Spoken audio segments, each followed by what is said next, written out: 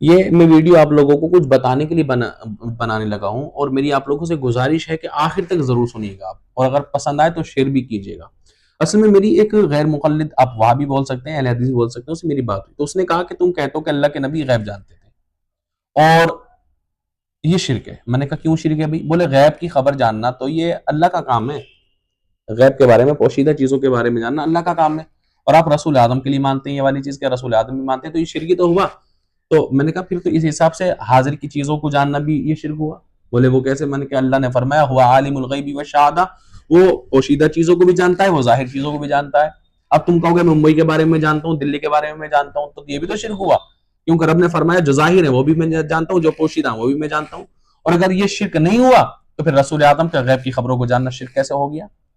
تو اب اس کا جو ہے ان کے پاس کوئی جواب نہیں تھا۔ میں نے کہا اچھا اسی طرح سے جیسے سمیع جو ہے، سننا یہ اللہ کی صفت ہے، بصیر جو ہے دیکھنا یہ بھی اللہ کی صفت ہے، زندہ رہنا یہ بھی اللہ کی صفت ہے، مدد کرنا یہ بھی اللہ رب العزت کا کام ہے، اور تم کہتے ہو میں نے اپنے بھائی کی مدد کی، میں فلاں چیز دیکھ رہا ہوں، میں نے تیری بات سن لی، تو پھر یہ بھی تو شرک کر رہے ہیں۔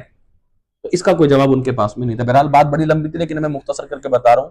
تو میں نے کہا دیکھو یہ شرک نہیں ہے، یہ شرک نہیں ہے، وہ اس لیے نہیں ہے کہ رب کا سننا، رب کا دیکھنا، رب کا زندہ رہنا، رب کا عطا کرنا یہ جو ہے ذاتی ہے، غیر متناہی ہے اور قدیم ہے، ہمیشہ سے تھا، ہمیشہ رہنے والا ہے۔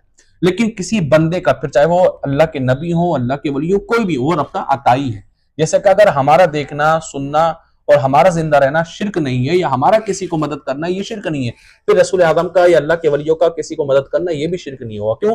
کیونکہ اللہ کی عطا سے، اگر ہم کسی کی مدد کر رہے ہیں تو وہ بھی اللہ کی عطا سے کر رہے ہیں، اللہ کی دی ہوئی توفیق سے کر رہے ہیں۔ رسول اعظم ہو یا اللہ کے ولی ہو، اگر وہ بھی کسی کی مدد کر رہے ہیں تو وہ بھی اللہ کی عطا سے کر رہے ہیں، یا وہ کوئی غیب جانتے ہیں تو وہ بھی اللہ کی عطا سے جانتے ہیں۔ تو رب کے علم میں اور بندوں کے علم میں فرق یہ ہوا کہ رب کا علم ذاتی ہے اور بندوں کا علم عطائی ہے۔ اب یہ کہنا کہ نبی کا غیب جاننا یا نبی کے غیب کا دعویٰ کرنا یہ شرک ہے تو بالکل بیکار کی بات اور بے وجہ بات ہے۔